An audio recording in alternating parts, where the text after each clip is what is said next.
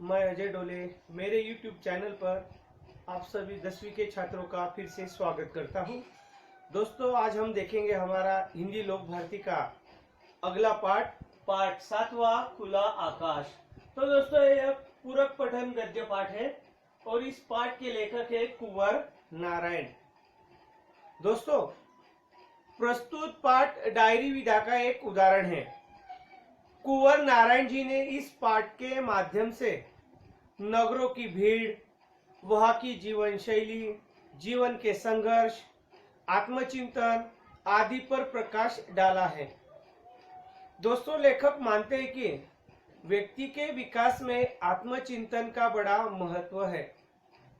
इसके द्वारा हम अपनी क्षमताओं के बारे में और अधिक जान सकेंगे, साथ ही अपनी गलतियों से सीख ले सकेंगे। तो दोस्तों, देखते हम हमारा आज का पाठ खुला आकाश। लेखक है कुंवर नारायण। तो पहले पन्ने देखते हैं हम डायरी विधा के। अंदर की दुनिया, पहला मुद्दा है अंदर की दुनिया। लेखक देखे क्या कहते हैं हमें। लेखक कहते हैं, हमारे अंदर की दुनिया बाहर की दुनिया से कहीं ज्यादा बड़ी है। हम उसका विस्तार नहीं करते, बाहर की अपेक्षा उसे छोटा करते चले जाते हैं और उसे बिल्कुल निर्जीव कर लेते हैं। आजादी, पूरी आजादी अगर कहीं संभव है तो इसी भीतरी दुनिया में ही, जिसे हम बिल्कुल अपनी तरह समृद्ध बना सकते हैं। स्वार्थी अर्थों में अपने लिए ही नहीं, निस्वार्थी अर्थों में दूसरों के लिए भी महत्व रखता है और स्वयं अपने लिए तो विशेष महत्व रखता ही है। अपने लिए भी क्या जीना होता है, दूसरों के लिए जीकर देखें। तो दोस्तों, लेखक हमें कहते हैं कि लेखक हमें अंदर की दुनिया, इस मुद्दे के आधार पर लेखक हमें क्या बताना चाहते हैं हम देखते हैं। तो दोस्तों, अंदर की दुनिया यानी अपने आप को देखना, अर्थात किसी कार्य को करने या होने के बाद उसके करने में हमारी द्वारा अपनाई गई क्रिया और विचार पद्धति का विश्लेषण करना, यानी हमने किसी बात को कैसे सोचा और समझा और उसे किस प्रकार क्रियान्वित किया है, उसे कहते हैं अंदर की दुनिया, अपने आप में देखना। तो दोस्तों, अंदर की दुनिया द्वारा हमें अपनी गलतियों से सीखने और किए गए कार्य को और बेहतर ढंग से करने का मौका मिलता है। दोस्तों, महात्मा बुद्ध का कहना है कि व्यक्ति को जितना कोई बाहरी सिखा सकता है, उससे कहीं अधिक वह अपने स्वाध्याय एवं आत्म अवलोकन से तथा आत्मचिंतन से सीख सकता है। इसलिए वह हमेशा कहते थे कि अपो दीपो भव, अर्थात अपने दीपक स्वयं बनो, यानी अपनी बुद्धि, चिंतन, आत्म अवलोकन से अपने जीवन को प्रकाशित करो। इस प्रकार प्राप्त किया हुआ ज्ञान कभी विस्मृत नहीं होता, कभी नष्ट नहीं होता और हमेशा व्यक्ति को सही निर्णय लेने में मददगार होता है। तो दोस्तों, आप सभी का छात्र जीवन चल रहा है, एक महत्वपूर्ण पड़ाव आपकी जिंदगी में आगे आने वाला है। तो दोस्तों, छात्र जीवन में भी आत्म अवलोकन की आवश्यकता होती है। अपने को बिना जाने और समझे हम आगे बढ़ने लगते हैं और लक्ष्य निर्धारित कर लेते हैं। इससे जीवन भर भटकाव होता है। जब हम अपनी प्रतिभा को बिना पहचाने आगे बढ़ेंगे तो भटकना स्वाभाविक है। ऐसे में यह जरूरी है कि जीवन का लक्ष्य निर्धारित करने और उस पर आगे बढ़ने से पहले छात्र अपने आप को जाने और समझे, यह महसूस करने की कोशिश करे कि जीवन में सही ढंग से वह क्या कर सकते हैं, उसका लगाव किस विषय की तरफ अधिक है। दोस्तों, उस विषय का महत्व और उपयोगिता को समझे और फिर उसे आत्मसात करे। वह जो करने जा रहा है उसका परिणाम क्या होगा या जो कर रहे हैं उसकी उपयोगिता उनके जीवन में आगे क्या काम आएगी। अगर छात्र अपने आप को नहीं पहचान पा रहे हैं तो अपने माता पिता और शिक्षक का भी सहयोग आप ले सकते हैं। इनके सहयोग से अपने को समझ सकते हैं। जब अपनी प्रतिभा से भावनात्मक लगाव हो जाएगा तो सफलता अवश्य मिलेगी, चाहे वह कोई भी क्षेत्र हो। इसलिए पहले अपने आप को देखे, अपने अंदर झांक कर देखे, फिर आगे बढ़े। मार्टिन लूथर किंग कहते हैं, दोस्तों आपने पढ़ी होगी वह पंक्तियां, वे कहते हैं अगर आप उड़ नहीं सकते तो दौड़िए, अगर दौड़ नहीं सकते तो चलिए, अगर चल भी नहीं सकते तो रेंगिए। जो कुछ भी कीजिए लेकिन आपको सिर्फ आगे ही बढ़ना होता है। दोस्तों आपका समय सीमित है, इसलिए किसी और की जिंदगी जीकर व्यर्थ मत कीजिए। बेकार की सोच में मत फंसिए। अपनी जिंदगी को दूसरों के हिसाब से मत चलाइए। औरों के विचारों के शोर में अपने अंदर की आवाज को, अपने इंस्टीट्यूशन को मत डूबने दीजिए। वे पहले से ही जानते हैं कि तुम सच में क्या बनना चाहते हो। बाकी सब गौण है अपनी अंदर की दुनिया में। आप खुद झांक कर देखो, अपने आप में देखो। तो अगला मुद्दा देखते हैं हम दोस्तों, मकान पर मकान। देखते क्या विचार करना चाहते हैं लेखक, व्यक्त करना चाहते हैं हमारे सामने कुंवर नारायण जी। मकान पर मकान लिखा गया है 10 मार्च 1998। लेखक कहते हैं, जिस गली में आजकल मैं रहता हूं, जिस गली में आजकल रहता हूं वहां एक आसमां भी है लेकिन दिखाई नहीं देता। उस गली में पेड़ भी नहीं है, न ही पेड़ लगाने की गुंजाइश ही है। मकान ही मकान है। इतने मकान की लगता है कि मकान पर मकान लदे हैं। लदफद मकानों की एक बहुत बड़ी भीड़ जो एक सकरी गली में फंस गई और बाहर निकलने का कोई रास्ता नहीं है। जिस मकान में रहता हूं उसके बाहर झांकने के से बाहर नहीं, सिर्फ दूसरे मकान और एक गंदी तंग गली दिखाई देती है। चिड़िया दिखती है लेकिन पेड़ों पर बैठी या आसमान में उड़ती हुई नहीं। बिजली या टेलीफोन के तारों पर बैठी मगर बातचीत करती या घरों के अंदर यह वह घोंसले बनाती नहीं दिखती। उन्हें देखकर लगता मानो वे प्राकृतिक नहीं, रबड़ या प्लास्टिक के बने खिलौने हैं जो शायद ही इधर उधर फुदक सकते हो या चू चू की आवाजें निकाल सकते हो। मैं ऐसी सक्रिय और तंग गली में मकानों की एक बहुत बड़ी भीड़ से, बिजली या टेलीफोन के तारों से उलझे आसमान से एवं हरियाली के अभाव से जूझते अपने मोहल्ले से बाहर निकलने की भारी कोशिश में हूँ। तो दोस्तों देखते हैं हम लेखक हमें क्या बताना चाहते हैं इन पंक्तियों से। तो लेखक दोस्तों हमें बताते हैं वे शहर में रह रहे हैं और उनकी दिनचर्या का विस्तृत वर्णन डायरी के इस पन्ने पर उन्होंने किया है।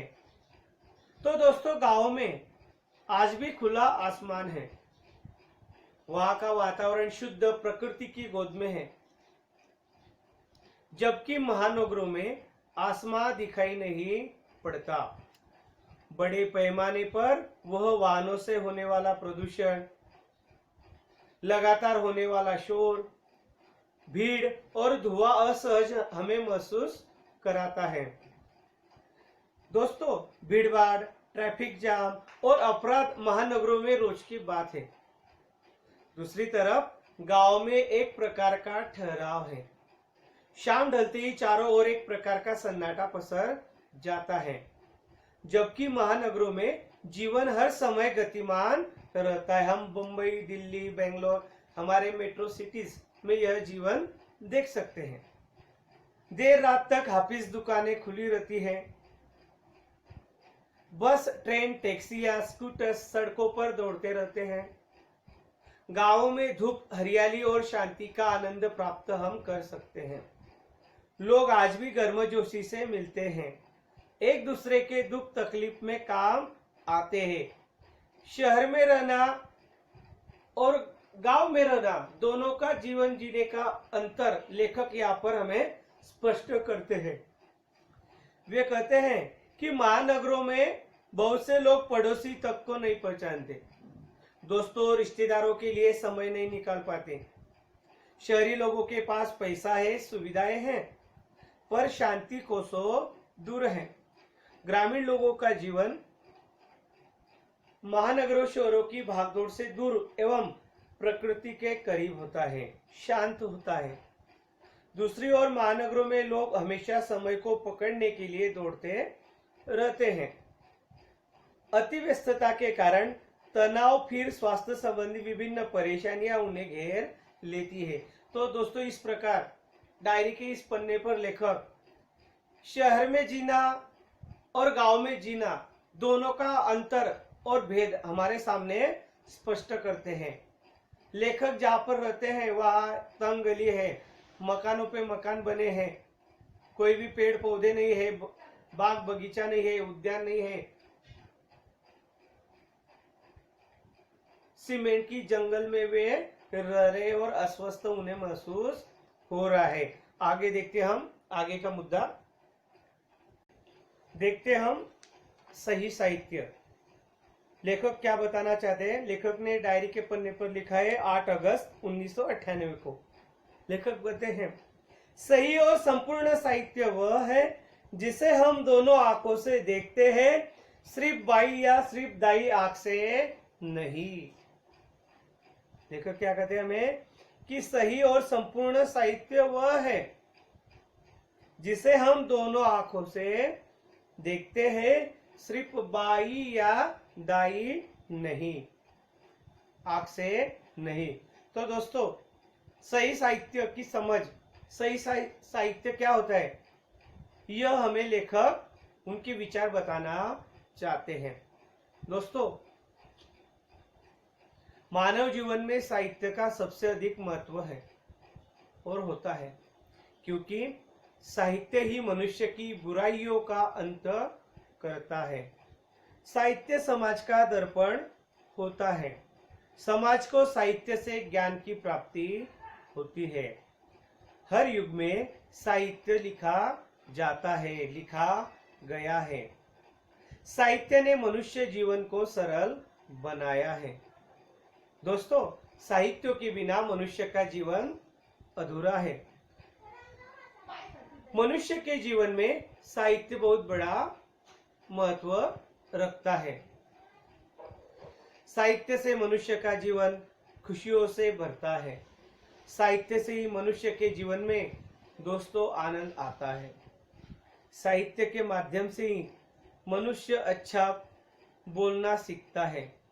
अच्छी बातचीत करने के गुण साहित्य को पढ़कर ही मनुष्य के अंदर आते हैं, निर्माण होते हैं।